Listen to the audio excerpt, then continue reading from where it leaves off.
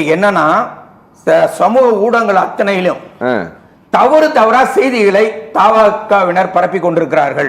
they are very strong in social media. நல்லா கவனிங்க. அப்போ நாம சில விஷயங்களை பண்ணணும். நான் சொன்னா கொஞ்சம் வருத்தப்படுவார் நம்ம தோழர். என்ன விஷயம்னா, ஒரு பகுத்தறிவு வளர்ச்சியோடு தமிழ் சமூகம் வளர்ந்திருந்தால் கரூரில் இந்த துயர சம்பவம் நடந்திருக்குமா? நல்லா கவனிங்க. நீ சார், எனக்கு ஒரு விஷயம் புரியல சார். எனக்கு சத்தியமா ஒரு விஷயம் புரியல. நீங்க என்னமோ விஜய் கட்சி ஆரம்பிச்ச உடனே கட்சியில சேர்ந்துட்டு இருக்கிறவங்க எல்லாம் வானத்திலிருந்து ஏதோ தொப்புன்னு விழுந்துட்ட மாதிரி நீங்க சொல்றீங்க சார். அந்த பார்ட்டியில இருக்கிறவங்க எல்லாம் இந்த மாநிலத்தை சேர்ந்தவர்கள். இன்னைக்கு இருக்கக்கூடிய அந்த இளவயசு பிள்ளைகளுடைய தகப்பனார்கள் ஒன்னு அதிமுக இருந்திருக்கலாம், திமுக இருந்திருக்கலாம்.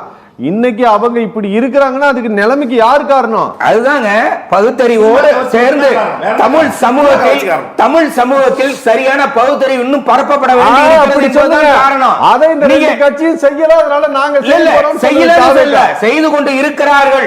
ஆனா முழுமையான மக்கள் விழிப்படையவில்லை. இல்லை என்று சொன்னால் அன்னைக்கு கரூர்ல இப்படி ஒரு சம்பவம் நடந்திருக்காது. நீங்க நயன்தாரா ஒரு நாயக்கடை திறக்க போறாங்க கூட்டத்தை பாத்தீங்களா? நம்ம ஒரு நடிகர் தனுஷ் அவரு பட விழாவுக்காக கோயம்புத்தூர் போனார். கூட்டத்தை பாத்தீங்களா? அதனால ஒரு நடிகரை பார்க்க வந்த கூட்டமே தவிர அங்க பவுடர் பூசிய மூஞ்சி எப்படி இருக்குன்னு பார்க்க வந்தாங்க, அவ்வளவுதான். அது ஒண்ணும் வாக்கு இல்ல. அதுல செத்து போனவங்க கணக்கு பாருங்க. அதுல கலந்துகிட்டு அடிப்பட்டவங்க காயப்பட்டவங்க கணக்கெல்லாம் பாத்தீங்கன்னா 15 வயசு பையன், 18 வயசு கீழே இருக்கிறவன், 19 வயசு பையன், இப்படிதான்.